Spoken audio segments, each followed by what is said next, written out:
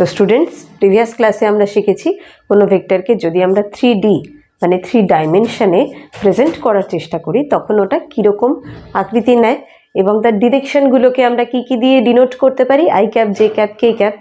ঠিক আছে, তো এর ডিটেলসটা এভরিথিং আমি বলে দিয়েছি এবং ওই ভেক্টরের ভ্যালু কিভাবে বের করতে হবে, ডিরেকশন কিভাবে বের করতে হবে, ডিরেকশন কোসাইন সব কিছুই বলেছি। আজকে আমরা শিখব যে ওই রকম ভেক্টর যদি দুটো থাকে তাহলে দুটো ভেক্টরের লব্ধির মান কত হবে। আমি কিন্তু ভেক্টর রেজাল্ট্যান্ট বলছি না, যেটা আমরা ত্রিভুজ সূত্র বা সামান্তরিক সূত্রে করেছিলাম।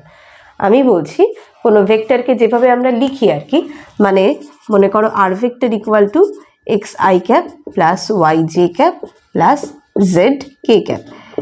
এই যে ভেক্টরটা এইভাবে লেখা হচ্ছে, এই লেখার পরে এরকম যদি দুটো ভেক্টর থাকে তাহলে সেই দুটো ভেক্টরের লব্ধি আমরা কি করে পাবো, আর দুটো ভেক্টরের অন্তর আমরা কিভাবে পাবো, মানে যোগ করলে এবং বিয়োগ করলে কি ভ্যালু আমরা পেতে পারি এবং তাদের কোসাইন কি কি হতে পারে, মানে ডিরেকশন কোসাইন, সেগুলো জেনে নেব।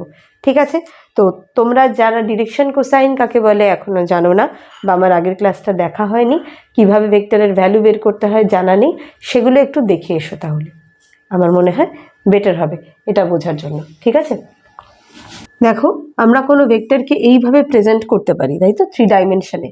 কেন? কারণ এই যে I cap, j cap, k cap, এরা হচ্ছে কি ডিরেকশন শো করে। যেমন আই ক্যাপ থাকলে আমি বুঝবো যে ভেক্টরের ওই ভ্যালুটা কোন ভ্যালু, মনে করো এক্স ভ্যালু। ঠিক আছে, যেরকম গ্রাফে হয় এক্স ওয়াই জেড, এটাকে আমরা পয়েন্ট হিসাবে যখন লিখি কোনো গ্রাফে, ঠিক আছে, তখন কি মনে করো 3, 4, 5 এরকমভাবে লিখলাম। এক্স ওয়াই যদি হয় কোনো গ্রাফের পয়েন্ট, এটা আমরা 9, 10-এ করেছি, গ্রাফের কোনো পয়েন্ট এক্স ওয়াই মানে সেটা 3, 4 এরকম করেছি। তেমনিভাবে এটারও একটা ভ্যালু আছে, ওয়াই এরও একটা ভ্যালু আছে, জেডেরও একটা ভ্যালু আছে, কিন্তু এইটা হচ্ছে আমাদের কমন একটা ভেক্টর, যেটার মানে হচ্ছে আমরা এর ভ্যালুটা জানি না।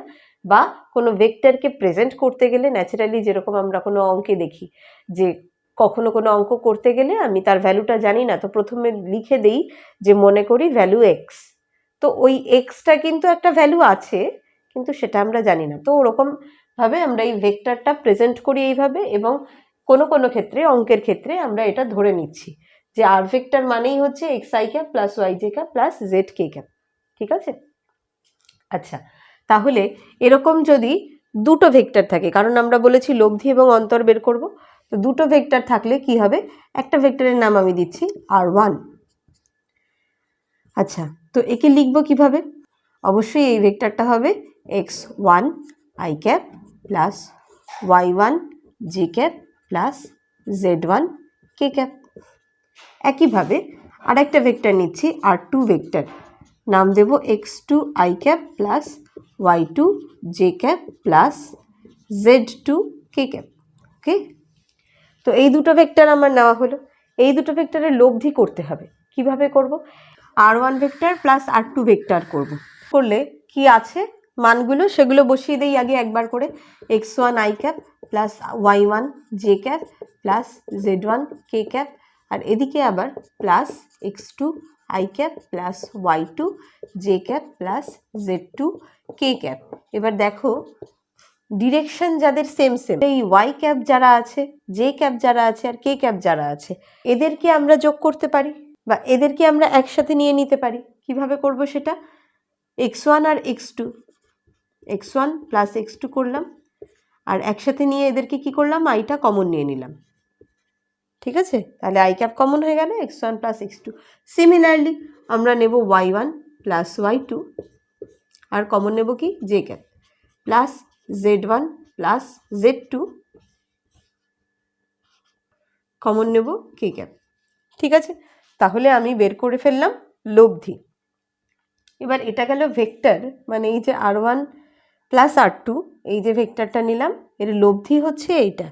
তাহলে এই লব্ধিটার ক্ষেত্রে যদি আমাকে শুধু মান বের করতে হয়, আমরা জানি কি, আমরা জানি কোনো ভেক্টর রাশি তার মান এবং দিক দিয়ে তৈরি হয়। তো এইখানে আমি টোটাল ভেক্টরটা পেয়েছি, তার মান আমি আলাদা করে বের করতে চাই, তো সেটার জন্য কি করতে হবে, আমরা আগের ক্লাসে শিখেছিলাম যদি কোনো ভেক্টর থাকে, যেটা আগে দেখালাম r vector equal to x I cap plus Y J cap plus Z K cap, তখন তার ভেক্টরের ভ্যালুটা আমরা কিভাবে বের করি, সিম্পল, আর হচ্ছে কি √x² plus y square plus z square. যদি ভেক্টরটা এরকম হয় r vector equal to xi cap plus Y J cap plus Z K cap, তখন এই axis i cap j cap k cap এই অ্যাক্সিসগুলোর যারা সহগ রয়েছে সহগগুলোকে প্রত্যেকটাকে কী করব, স্কোয়ার করে যোগ করে দেবো, তাহলে আমি আর এর ভ্যালুটা পেয়ে যাব। আর এই আরটা হচ্ছে ভেক্টর, আর এইটাকে যদি আমি আর ভেক্টর মড দিতাম তার মানেও কিন্তু শুধু আর বোঝায়। ঠিক আছে, কোনো ভেক্টরকে মডের মধ্যে ফেললে তাহলে শুধু ভ্যালুটা বোঝায়, শুধু মান বোঝায়। এই একইভাবে এইটা দেখে নেব, এই r1 প্লাস r2, এই r1 প্লাস r2কে যদি আমি রাখি মডের মধ্যে, r1 vector plus r2 vector mod দিলাম, তার মানে শুধু ভ্যালুটা বেরোবে।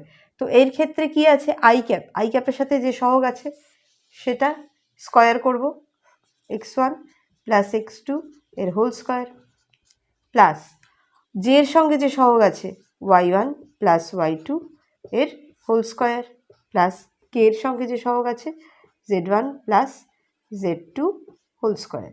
ঠিক আছে, তাহলে আমরা পেয়ে গেলাম কোনো লব্ধি ভেক্টরের মান কত হবে। ঠিক আছে, এবার এই লব্ধি ভেক্টরটির ডিরেকশন কোসাইন বের করব।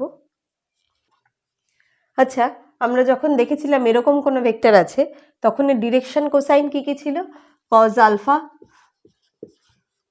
কজ বিটা আর কজ গামা, যেখানে লব্ধি ভেক্টরটি এক্স অ্যাক্সিসের সঙ্গে আলফা কোণ করে, ওয়াই অ্যাক্সিসের সঙ্গে বিটা কোণ করে এবং জেড অ্যাক্সিসের সাথে গামা কোণ করে।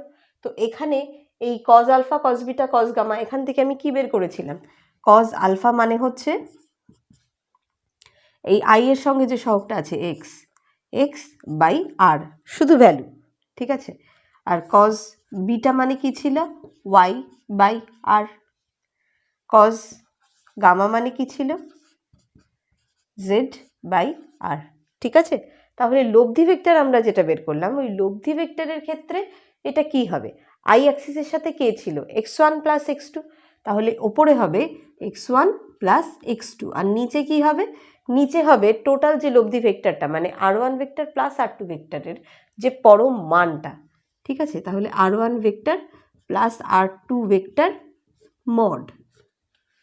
ঠিক আছে, সিমিলারলি এখানেও নেক্সট কস বিটা মানে হচ্ছে y1 প্লাস y2 আর নিচে r1 vector plus r2 vector mod.